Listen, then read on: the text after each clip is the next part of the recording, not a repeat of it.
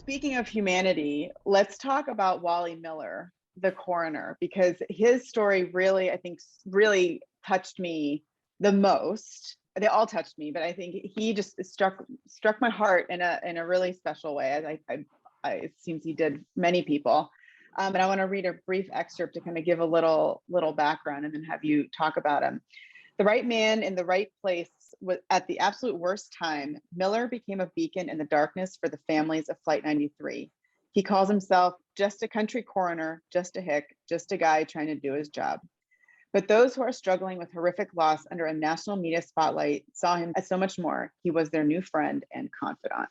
Tell us a little bit about Wally Miller, and we can talk about him as really also a very unlikely leader who stepped up in amazing ways. Completely unlikely, completely, selfless, humble, regular guy, calls himself a hick, thinks of himself as a hick, underestimates himself all the time. You're a really smart guy, but yeah, you just think of the difference. The families know that their experience, a number have said this to me, their experience was different because of where this happened.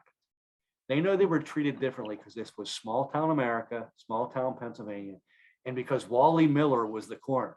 He wasn't a PhD, he wasn't a doctor, he was a local funeral director. He does 100 funerals a year. I mean, all of a sudden, he ran his coroner's office out of his funeral home.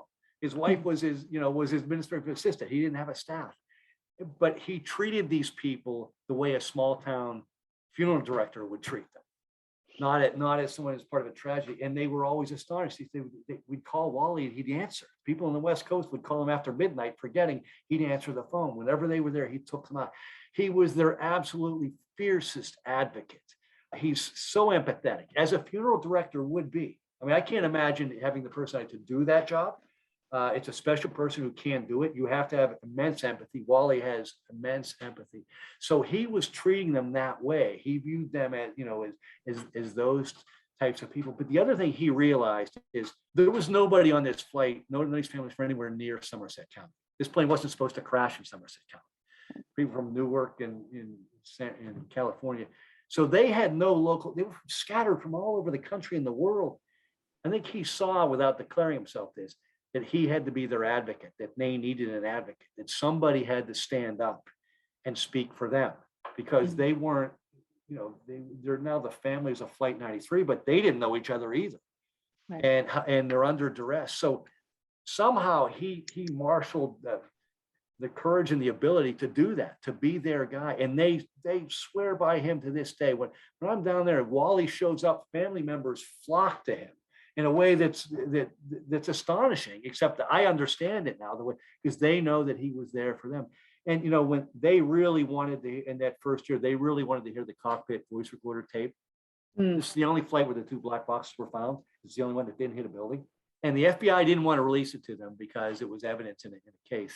And they really wanted to hear it. And some family members, Dina Burnett and Liz Glick, certainly did a lot of work on that regard too. But Wally really was hounding on the FBI as much as you could to get that to happen. And they knew he was their advocate. The other thing is, he was thrown, here's a guy who had no media training. He might have done a little local interview in Somerset County every once in a while. All of a sudden, he's there in a press conference every day with the New York Times and CNN and NBC, and he'd never been in that situation before. But he took that upon his shoulders because he knew that somebody had to do it. So he was a shield for them in many ways. He wanted to do everything right by them, but to shield them from all the pressure. He just took his funeral home history and magnified that. And he's an absolutely essential part of this story, even though he doesn't want to be. He's an aw shucks kind of guy. He really is an aw shucks kind of guy. Doesn't see himself as a hero. We've become friends. He said, your books really caused me a lot of problems. I have all these interviews. Sorry, Wally, you shouldn't have done so much. But he didn't. He really is one of those guys. It's not fake humility. He doesn't see himself as having done anything spectacular. He just did what he thought he should do. It's just so happened that on that day, an international tragedy landed on his property and his county's property. And he had no choice either. He was thrust into that. And thankfully, he was the guy he was, because that's an essential part of the story of Flight 93. My book, Tanya, people were always surprised at the beginning. there's 7 or 8 chapters after the crash. This story isn't just what happened on the plane and the crash. There's a whole story of the families coming together and the FBI investigation and the whole process of building this memorial. And Wally was a part of all of that. Yeah. And that was interesting when I read it, because I went back to take some notes and I was trying to find actually the chapters about Wally and then some other things. I thought, oh, wow, yeah, there is. Now that I'm kind of going back through my notes, like there is so much after, right? Which is really so critical. And he did play such an important role. I love that you called him a shield for those families. And, I think as leaders, we often have to be shields for our people, for either our colleagues, for our coworkers. And I think that's a really beautiful way of describing him. And I think also when you're a shield, you have to have an enormous amount of empathy. And as you mentioned, Wally had just vast amounts of empathy. I wish, if you could tap someone like that and sort of, bottle it and pass it around or something, it would be great. And as leaders, we also have to have a lot of empathy and compassion. And in particular, in the last 18 months, as we've been, nationwide and worldwide experiencing COVID pandemic and then other just upheavals and tragedies in our country and around the world, I'm reading more and more, it seems, the words of leaders need empathy, compassion, show vulnerability. And I think in the past, we've thought of leaders of hard-faced and, stoic and just pushing through no matter what. And, I think Wally was onto something 20 years ago. And I think we still have an important lesson even now to learn of the importance of leaders having empathy and compassion. Yeah, and I think in this case, that was his background, but no one appointed him leader. And he wasn't a natural leader in this case. There was no natural leader. He stepped in to avoid, I don't know if he did it consciously, like I'm sure he didn't, I'm going to be the leader here. Right. He just saw that somebody needed to be there for these families and protect, be it media, be it FBI, be it whatever, other, well-meaning people. And he knew from his experience that everybody handles tragedy differently. And we see that still to this day. Some of the family members are still there. I mean, they're living their lives to remember their loved ones. And some have completely moved on. It's just that we all, and Wally, with his experience as a funeral home director, would have known that. But particularly, he was trying to protect them from the media because most of them were not comfortable in that situation. And he was trying to be that person. And they saw that. They realized that. They saw that he was, he was standing up for them, and then his battle to get them to listen to the cockpit voice recorder. Again, a number of the family members were keys there too. But Wally organized that meeting in New Jersey. He thought it was important to get everybody together because what he realized, he talked to them all in snippets, but he talked to a lot of them early when they're deep in mourning, and some people had questions now about what happened, and he thought I could do it, but it doesn't make sense to do this on 15 different calls. So they called a meeting, and I think 80 people showed up. 80 of the family were able to make it. I think 36 or 37 of the families were represented when he kind of laid out what happened and what they knew. Because remember, your family, you don't necessarily know that, especially if you're living in California or New Jersey. You're not around so he took that upon himself. That's not his role. He's not comfortable in that role.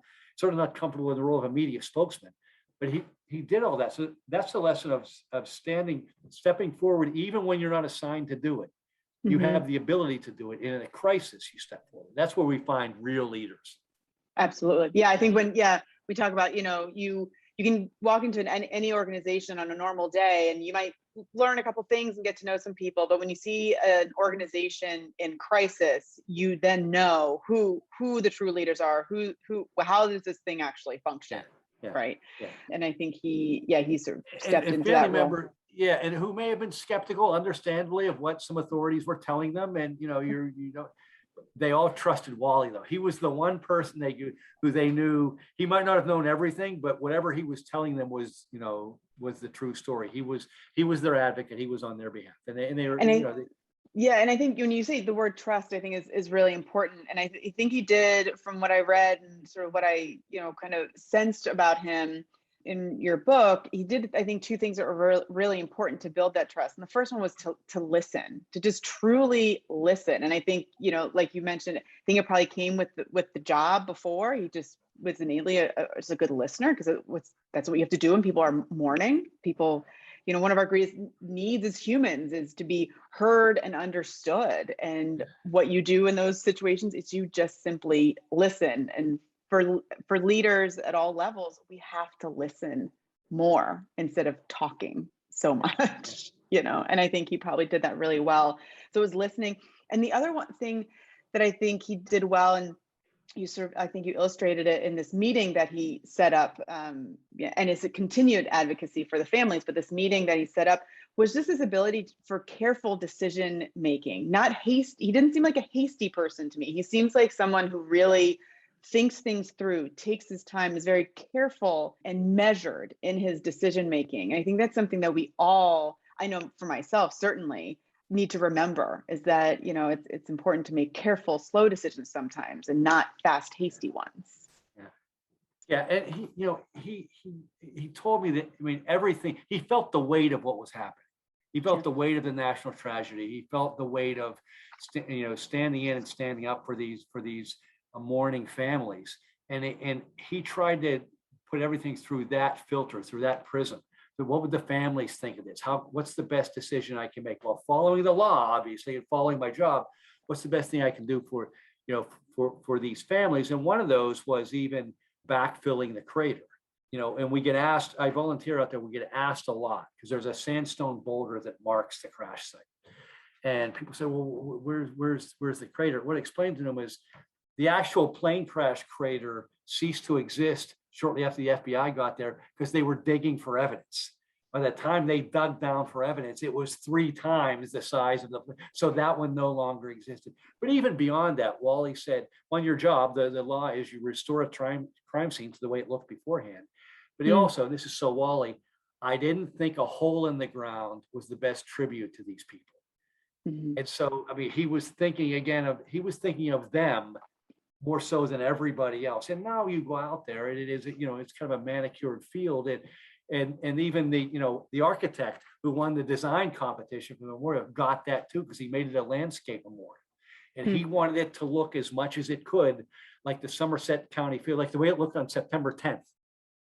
This is the way it looked before. No, it's obviously manicured and cleaned up, but so I think for those folks, that was important. And when you go there, that's what you feel. It's not a memorial that would be appropriate in New York City or Washington, D.C. It looks like rural Pennsylvania. And that's what it is. And that's what the, you know, almost following Wally's lead, that's what the landscape architect wanted to do. He wanted you to have that feeling when you went there.